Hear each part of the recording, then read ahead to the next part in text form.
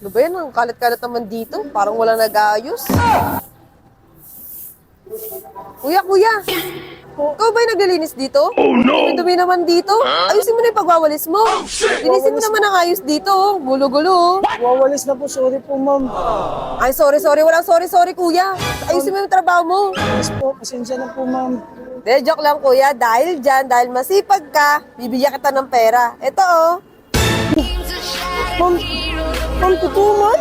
Totoo yan. Ma'am, napakalaki po nito ma'am. Para sa'yo yan dahil masipag ka.